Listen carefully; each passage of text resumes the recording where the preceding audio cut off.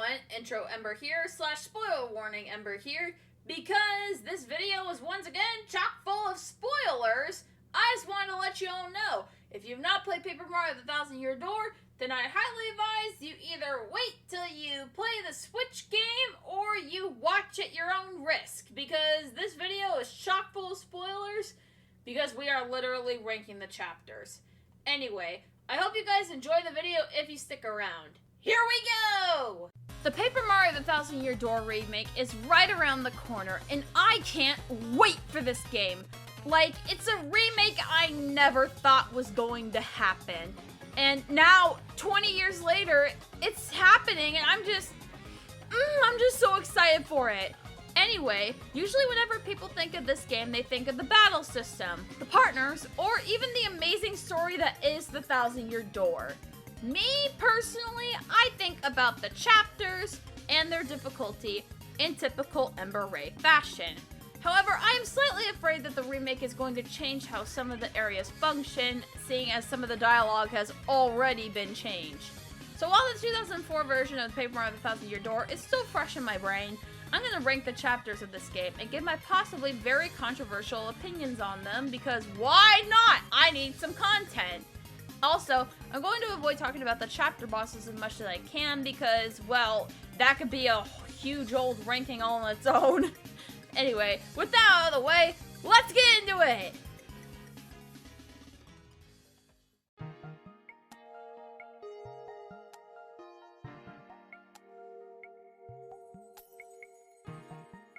Now, I know I am going to have to explain myself here because this chapter is heavily loved by Paper Mario fans. For me, the first playthrough of this chapter wasn't all that bad, but this chapter sticks out in my head as the chapter that has the most problems. However, I don't hate this chapter. I don't even remotely dislike this chapter. It's not like Sticker Star's complete nonsense, but chapter 6 is kinda lackluster, plain, and not very exciting once you get off the train. That's where the excitement kind of stops for me. Chapter 6 is pretty popular and very much loved because of the detective element, the chill music, the amazing art. I mean, look at Poshley Heights in the XX Express. That is pretty damn cool art if you ask me. Also, the boss is pretty fantastic, but to avoid talking about that, we're just gonna move on. This chapter doesn't feel like an adventure, it feels like a much needed break. You're on a train, chatting with people. That's pretty much all this chapter is until you get to the midway station. I mean, hey, you kind of have to solve a mystery as well with finding out who took everyone's things, but I'll dive into that in a bit. The midway station is pretty decent, and they introduce the enemy fights here due to there being no enemies on the XX Express, so that's pretty fun. Feels like a much needed stretch after a long train ride. Also, having no enemy fights would be pretty boring. Then we have the ability, the high jump. It's relatively simple, but it's effective and I like using it. You can climb up poles along the ceiling, which I found pretty freaking cool. We also have Ghost T, an actual deceased toad who helps you if you retrieve his diary. Not gonna lie, this dude is freaky as hell, even 20 years later. But hey, he helps us out, so we can't really judge him here. Though I do wonder, what's in the diary? You better not read my diary, you. I will steal your soul! Okay, I won't. Sheesh. Grumpy old ghost. Now, if this chapter is at the rock bottom of the list, why am I talking so positively about it? Well, the bottom line for me about this chapter, it comes down to the detective work. Don't get me wrong, solving mysteries is hella fun.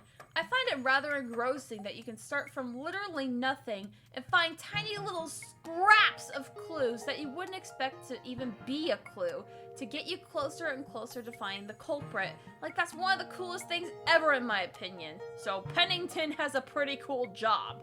But in this case, the culprit is that it loses its charm after the first playthrough, because you already know where everything is, who the thief is, what you have to do, and what's going to happen. The entire mystery element is just gone, and this was really evident on my most recent playthrough of the game. This chapter just became kind of boring, to be honest. But it's not terrible, and it's not long unless you don't know what the hell you're doing. But the magicalness of the first playthrough is something that you never achieve again, especially if you're on the 10th playthrough of the game. The biggest example I can give of the backtracking in this chapter that's also a problem is when the little Babam wants an autograph from the conductor of the train for his birthday. However, you can't just waltz up to the conductor and ask for his autograph. No.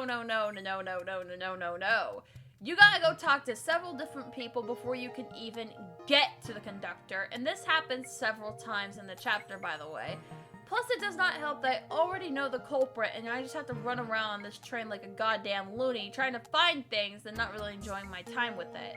Now, is this annoying to the point where I hate this chapter? No. It's manageable to me. I like the chill vibe, the music, and the atmosphere. It really does carry the chapter pretty well. However, the mystery element of this chapter is gone after the first playthrough. And it's been gone since my second one in 2012. Sure, there's some fun parts, and the smorg is pretty hard and pretty fun at the same time. But the mystery element is gone, and that's why it's so low on this list.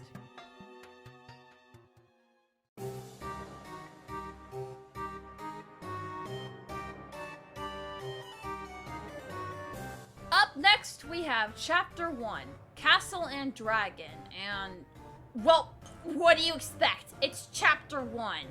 Sure, I think it's one of the best Chapter 1/World 1/Area 1s in the entire myriad of the Mario RPGs. And this isn't because of Chapter 1 itself. Well, quality-wise, it's because of Chapter 1. But it's a good chapter. Back in the prologue, it ended up teaching you the battle system, items, badges, special attacks, some more quirks to your partners and their abilities, basically everything you need to know about the game, even its story before you jumped in headfirst into Chapter 1. Hell, before you even go to the first chapter, you already fought a goddamn boss fight. You're prepared for this. And Chapter 1 did not hold back, except a little bit, but not too much to be restricting. It doesn't hold back too much pacing-wise, but does a little bit in terms of concepts. I mean, hell, your first job in this chapter is to get a Sun and Moonstone, which I guess is okay. You gotta fight a bunch of fuzzies to get to them, and you gotta fight your first ever mini-boss, which is the Golden Fuzzy, and it's pretty simple, but it works. It works for Chapter 1. Any later, it would have been like, what the hell are you doing here, dude? Don't you belong in, like, the prologue or Chapter 1? After retrieving the stones, you go to Hooktail's castle. After letting Koops come along, you learn about his abilities and use them to access Hooktail's castle. And his ability isn't bad. It's a decent ability and it does its job. Hell, he felt a lot stronger than Goombella. Hooktail's castle itself also isn't that bad. The music is solid, it has pretty simple enemies, albeit they are tougher than the ones in Petalburg, but it's still pretty simple. It did have quite a few good rooms and elements, such as meeting Miss Mouse for the first time. Then there's also the Spike Room, which I think is pretty cool too. It gives you like an adrenaline rush. The ability is meh. It serves its purpose, but flipping sideways to get through like the prison bars and other narrow spaces is pretty simple. Also, I find the boss fight to be very unique. Before you fight Hooktail, you want to find the cricket badge, which Miss Mouse alluded to, and so did the letter from the deceased Koopa Troopa, because this badge will straight up chop Hooktail's attack power in half, making her much easier. Also, can I just point out the one thing before you battle Hooktail? You climb the tower and the music is just gone, and you get nothing but an earful of air. And it's honestly a good build-up to a good boss for Chapter 1, which I think is a pretty great boss for the first chapter. And later, again, it would have been like, what the hell are you doing here? Honestly, this part of the game is really good introduction to it. The chapter gives you a taste of what the 1,000-Year Door is going to be like, and it also gets kudos for being a good chapter, but overall, the concepts felt pretty restricted.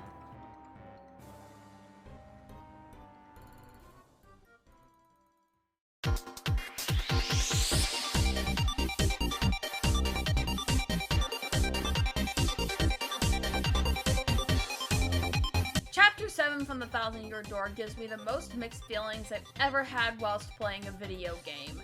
And it's a pretty damn obvious reason why if you've ever played the 1,000-Year Door. It's so lopsided that it's incredibly ridiculous. I like this chapter, but I don't love it. And again, if you've played the Thousand Year Door and gotten past chapter 7, you know what you're about to get into. You start at the beginning of the chapter, you get to Far Outpost, fight some bozo enemies that are recolored and harder chapter 2 enemies. You talk to the green bomb into accessing the can to be shot to the moon so you can infiltrate the X-Naught base. The good part of the chapter. But of course, there was a problem. You have to go get Gold Bomb and General White. Now you have to go on a wild goose chase to track down all of them, which Gold Bomb, he's okay. He's not too hard to find, but he's still annoying to track down. Maybe if you don't know where he is, it's annoying, but if you pay attention, he shouldn't be too terribly hard to track down. Just skedaddle over to Poshley Heights, and there he is, no biggie. But General White, on the other hand, oh gods, General White. Talk about trying to find a bomb in a hammer stack, because this dude must have the ability to fucking teleport, or who knows. He's probably Houdini or something like that, because finding this dude is easily the most annoying task in all of the game. This is the main reason why people hate this chapter. And hey, I ain't arguing with them. It really made me mad whenever I had to track down this stupid dude. But hey, the X-Naught base saved it. But man, to track down General White, you gotta go through every single location in the game. Petalburg, Bogley Woods, Glitzville, Twilight Town, the list goes on. Find a specific character who talks about the general, then off to the next location to find the next person who talks about him. It's a wild goose chase for no flipping reason. Once you find the dude, you just run back to Far Outpost. Bro was legit in his bed, sleeping. Like, okay, sure, it may have been funny at first, but oh boy, I sure wasn't laughing. Now once you wake him up, you can start on the fun part of the chapter. You get blasted off to the moon, fight some enemies, which I thought were barren, but hey, it's the goddamn moon, what do you expect? Then you get into the X-Naught base. About goddamn time. This part of the chapter is fantastic. I love this part of the chapter. It's a hell of a good time to go through. The music is an absolute bop. The enemies are a wild variety of X-Naughts that'll have their certain challenges, which I think is cool. You also get to go through all the rooms that Princess Peach went through on her side missions, which honestly is one of my favorite parts of this whole chapter. Now, not all of this chapter is candy and roses. The layout is a little confusing, but not bad enough to be called terrible, because at the end of the day, it is chapter 7 and late into the game. My biggest gripe with this chapter, though, I wanted to do a throwdown with Grotus, man! Why are you making me wait one more chapter? Why are you dishing out this shit? Why did they make us fight Crump for the 4th time? If Crump was in Bland in chapter 2, he sure is here. Sure, his theme isn't bad, it's a bop actually. But still, it's just a recycled version of the chapter 2 fight with a different color scheme, some new attacks, and a hard difficulty. Which, I mean, he better be more difficult, it's chapter freaking 7! It's also very boring to be quite honest. Overall, it felt kinda lazy in terms of bosses, but that doesn't make it bad. It had a lot of amazing puzzle rooms and stuff to hunt for. It's a good exploration area to attempt to get to the final room. However, it is really sad to see this amazing area was literally destroyed by this wild goose chase for General White that you had to do in order to get to the base. If that wasn't there, this chapter would have made the top 5, possibly the top 3, no questions asked.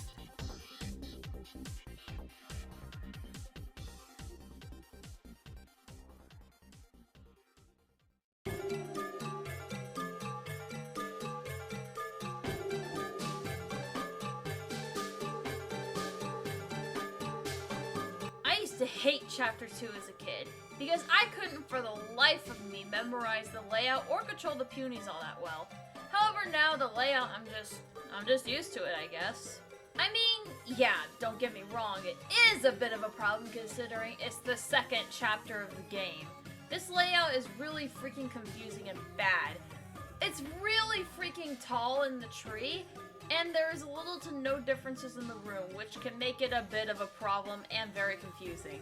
But I mostly got over it. However, I never really got over controlling the punies. I mean, I can control 10 just fine, but controlling over 101 of them.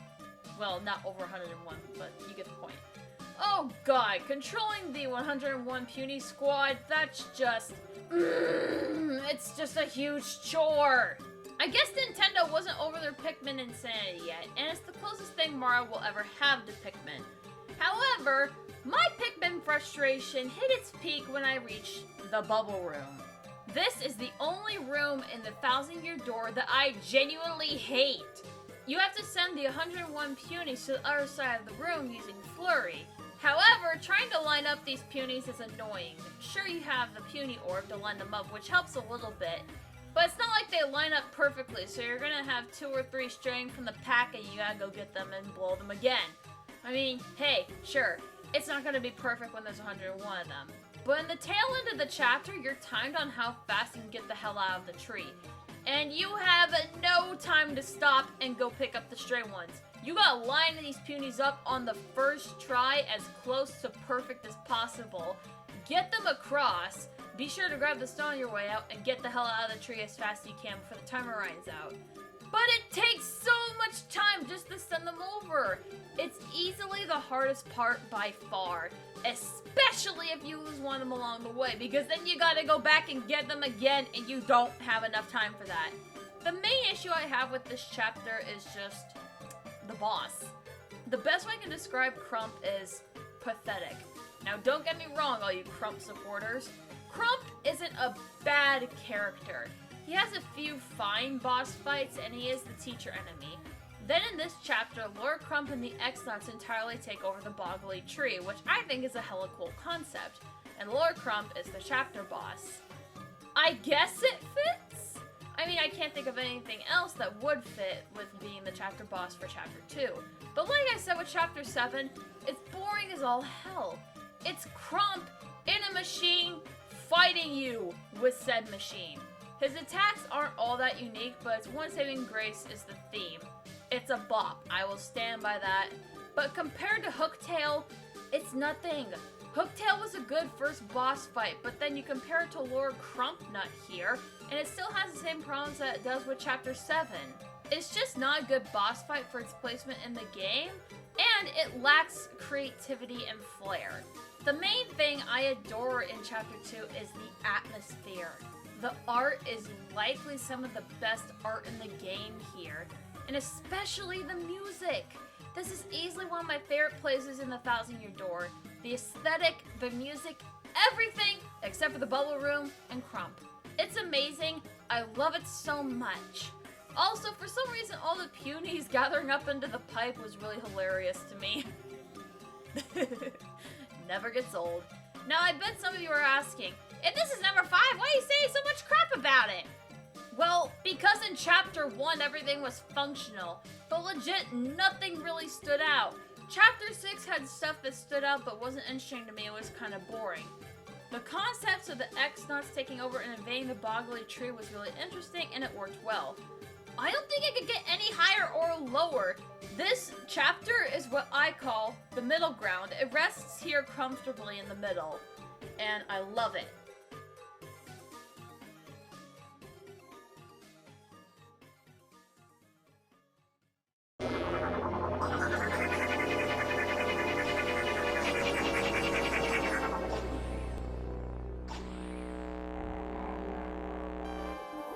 Honestly, this was a chapter I was really excited for when I replayed the game for the video. And boy oh boy, I was not disappointed like I was when I replayed the start of Chapter 7 and Chapter 6. So you get through the Thousand Year Door and you have a massive gauntlet of puzzles, enemies, you can fight a myriad of mini-bosses, and a lot of stuff is being thrown at your face, but it's great! It ties a beautiful bow over the entire game, and it doesn't just cut it off horrendously. It is an amazing ending to an amazing game. But, like all the chapters, I have my gripes with it. The Grotus boss fight is... well, it's heavily dumbed down in my opinion. And yes, this is ironic considering I said this in one of my other videos. Roll the clip! Grotus the Egghead is what most gamers would call a hacker. This not-so-supreme leader of the world wishes he was the final boss. Even still, his Agnes uses some of the most brutally cruel attacks in this franchise. From ice, lightning, complete invincibility from his Grotus X's, which will summon a shield. And as if to add more icing on the more damage cake, they can also attack you. He also has poison, fire, time stops, and a straight-up dodge, which will just make all your attacks miss. Trying to get this guy down is just a beast on its own, and Gross was just a warm-up. Yeah, Grotus shared the number 2 spot with Bowser and Cammy in my top 10 hardest Mario RPG bosses. Go check that out, by the way. But still, I feel like Grotus was originally planned to have a different boss fight, but he was dumbed down to save the hard boss fight for the Shadow Queen. Or maybe I'm wrong and screw me because it was the original plan all along. I don't know. The atmosphere of this area is just... I love it. I love it when I hear the music again, especially deeper into the shadows, the Shadow Queen's theme, and the ending soundtrack. It's so damn good, and I love it. One particular room did stand out to me, and that was the Constellation Room. The Constellation Room in the Palace of Shadow is really cool, and it has a cool grand entrance. It was so fun to replay the game and see it again. The Palace of Shadow does have its issues. Like, does there have to be this many enemies roaming the halls? I mean, yeah, it's the last area and all, but still, not even Pirate's Grotto had this many enemies roaming the halls. And that place was chock full of them. And coming from someone who tries to kill every enemy, it's nuts how many there are here. I feel like I had racked up maybe 5 to 6 levels or some schmuck before I even got to Grotus. The main issue I have here is the difficulty spike after you fight Beldam, Marilyn, and Dupless. After you fight them, the difficulty spike just goes, yeah, it goes kind of crazy. Again, Grotus is not that bad, but Grotus and Bowser and Cammy are complete pushovers compared to the Shadow Queen. And again, for a final boss, she could kick some serious ass. But to be honest, she was overdone a little too much in my opinion. I don't find the chapter too lackluster to be honest, but I think it still has its flaws, but that doesn't stop me from enjoying this chapter anyway. A really good conclusion to a great game, like I said before.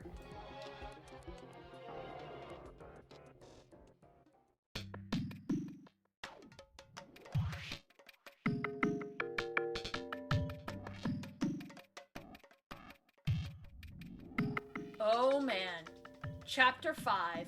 This chapter is genuinely so good throughout the entire chapter, and I love the theme of being stranded on an island with a bunch of pirates. I really don't have any problems with this place, to be completely honest. It feels like an upgraded Chapter 1, except instead of a castle, it's an island with a grotto. There's a little bit of better concepts, better bosses, a better ending to the chapter. It's fantastic, so let's get into it. You start off by running aground on Keyhole Key, which is a literal jungle. It's plain and simple, but it works. However, Bobbery and some other crewmates are missing, so you scout to find them.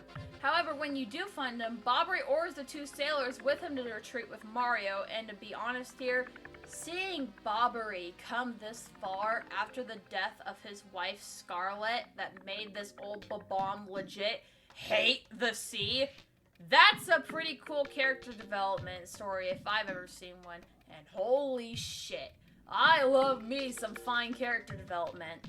However, shit gets real when you access Pirate's Grotto. It's basically just Hooktail's castle, but with better music, better puzzles, and better enemies. Then again, is the 5th area. Things are going to get a wee bit difficult. You also have a few more problems that need solving, but you have more partners to solve it with, making it easier. Not gonna lie, Bobbery is a fantastic partner, arguably one of my favorites in the whole game. Anyway, I love this place's ability. I'm not gonna lie, I was really excited when I got it. You get the boat ability here, and you can go back to Rogueport when you're done, and go explore stuff when you're done with this chapter. Sure, I have some gripes, such as the boat being stupidly slow, but I digress. Overall, this chapter is pretty simple until you get to Cortez. Cortez is one of, if not my favorite bosses in this game. His theme is a slap, and I think personally that this is where the chapter gets incredibly good. His attacks are solid, they're fitting for who Cortez is. He has good phases of the fight, and he's pretty solid difficulty for where he resides in the game. He also only attacks you because he thinks you are going to steal his treasure, but after you beat him, he gives you the crystal star. But oh boy, that's where the plot twist comes in. Lord Crump had secretly snuck onto the ship, but let's be real here, that is one whack disguise, brother! I love it. But Mr. Four Eyes betrays you, and he's got a pirate ship too. So you gotta take Flavio, go back to Cortez, the guy who you just fought, and ask him for his help. Anyway, Flavio and Cortez align with the troops to help take out Lord Crump, and fucking Cortez, being Cortez, just breaks out of the goddamn mountain with a ship of his own. And to be honest, this is my favorite cutscene in the entire game. It's good, and it shows that Cortez means business, because Crump is legit just disrespecting his territory and destroying it. Anyway, it's Elements and Toads and Mario versus X-Nuts and, well, Mario versus Lord Crump, but you get the point. It's a genuinely good fight, and honestly, it's easily my favorite fight against Lord Crump in the entire game. I also genuinely love the dialogue in this chapter. Some of the most hilarious dialogue in the game, to be honest. I still love it.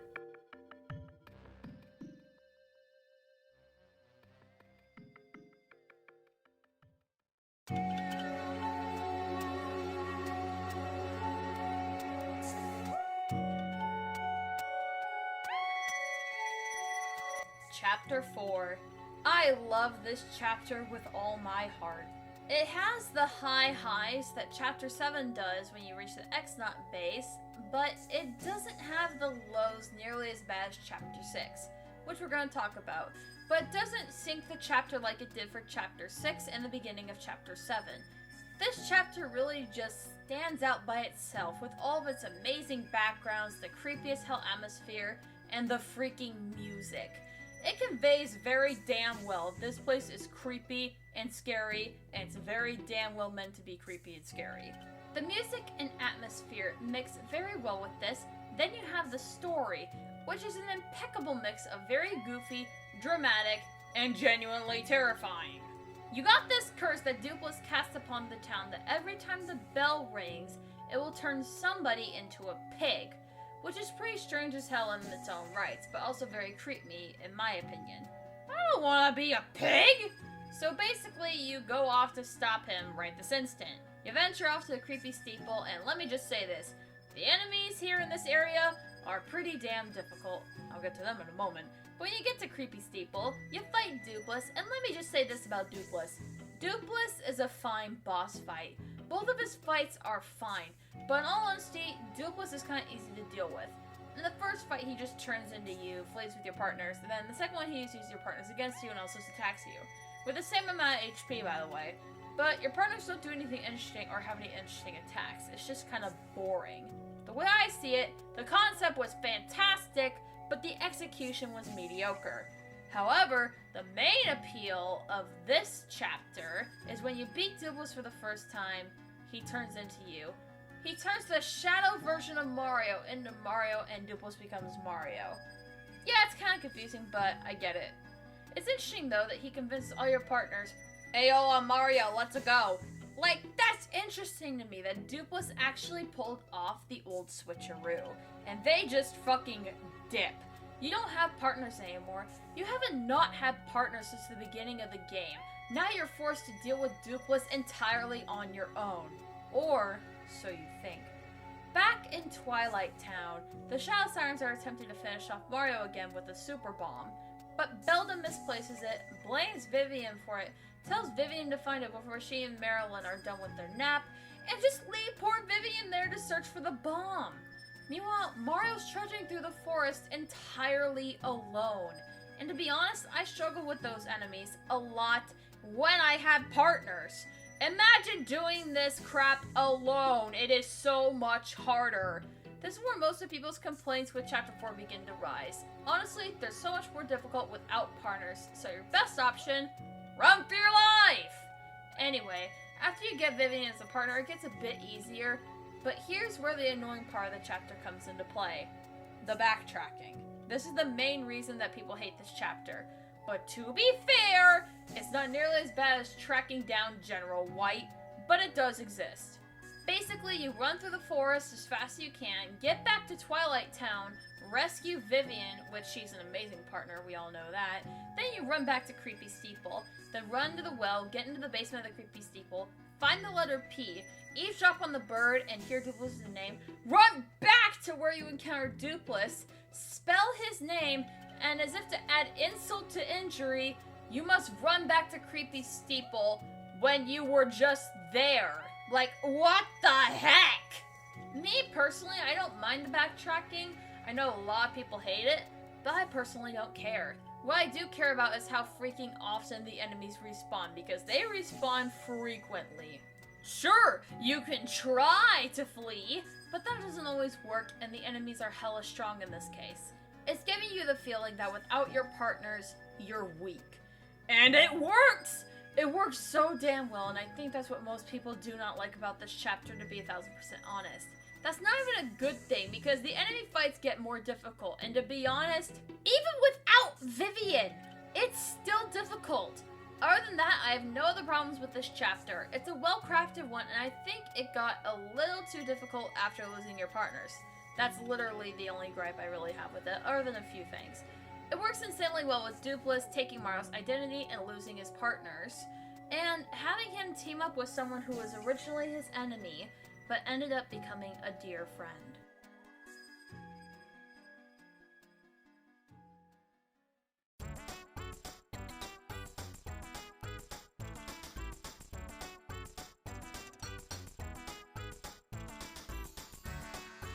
Glitzville is one of the most infamous chapters in the game, and it holds a very special place in my heart. Doing this list, I struggled with what was going to be number 1, and it was between chapters 3, 4, and 5. I ended up going with Glitzville, mainly because I have very few flaws with this chapter, if any at all. And it pulled off the mystery element a little bit better than chapter 6, if I'm to be totally honest. For some reason, Glitzville gives me, like, trigger memories back to 6-1 Super Paper Mario. 6-1 in Super Paper Mario made a complete fool of themselves with this concept. But at the end of the day, these two places are just battle gauntlets. But with Super Paper Mario, it's just that, a battle gauntlet. It felt so plain and wrong. But in Glitzville, the music goes well with what's going on. Hell, we even have a surprise Bowser appearance, which I fucking love. I'm all down for that. Now with Glitzville, yes, you have to fight your way up the ranks, just like Sammer's Kingdom. But with Glitzville, it constantly adds surprises with the battle conditions, which adds some flair to the battles and makes them more interesting. And you have some pretty interesting story elements here. When you're in the minor league, you gotta deal with Bandy Andy and King K, which I think are very chill side characters. And Grubba and Jolene have their own unique charm. Then when you get to the major league, you get Yoshi, who is easily one of the best partners in the entire game, let's be honest here. His ability is so fucking helpful, being able to run fast. Yes, I am biased. Then you also got Rockhawk here, who for some reason I imagine him sounding like Kronk. Rock out, Great Gonzalez. Rock! Listen to me, Gonzalez. Anybody who beats me is not allowed to lose! Can't imagine why. But yeah, you got the big intimidating champion, Rockhawk, who just wants to keep his position as champion. And when you get to the major league, you also start to get notes from X. X is secretly Jolene, who tells you to do some shit. This not only distracts you from battling, because you get 10 battles in, it's only a matter of time before you get bored. The game devs over here must have had their big brain caps on because they thought of an interesting way to fix this, by doing less battling and more investigating due to X's messages. You get the Super Hammer, you gotta go to the phone booth, you gotta go to the storage closet, you find the missing fighters, and once you become champion, you discover all the conspiracy and dark stuff that surrounds the Glitz Pit and Grubba himself. Then you discover that Grubba has the Crystal Star and you go against Macho Grubba, which I think is really cool. His fight theme is an absolute slap and he's a pretty decently tough boss to fight at this point in the game. He also was pretty fucking intimidating with his stats constantly going up. In general, I can't think of any flaws for Glitzville other than it's just one simple format. I can see why people wouldn't like this chapter because of that, but at the end of the day, it's just fighting battles, and I get that can be kind of annoying once you do it too much. However, it does not suffer the same fate of Chapter 6. I can replay this countless times and not get bored of it. Sure, the mystery aspect ain't the best compared to the effort of Chapter 6, but I still find it hella enjoyable. The battle is good, the characters are good, and overall this Chapter 6 very, very well and has withstood the test of time. And honestly, I think it makes it a staple of the Thousand Year Door community.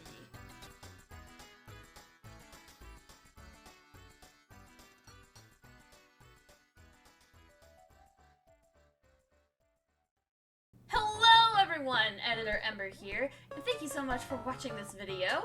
And also, huge shout out to Bowser Jr. XD for voicing Ghost T, and Random Bystander here for voicing Kronk, I mean Rockhawk. Their links will be in the pinned comment down below. And thank you all so much for watching till the end. Also, if you want to be notified when I post, be sure to subscribe and click the bell, so that way you get notified whenever I post a video, because I am now officially uploading weekly. Anyway, I'll see you all in the next one. Bye-bye!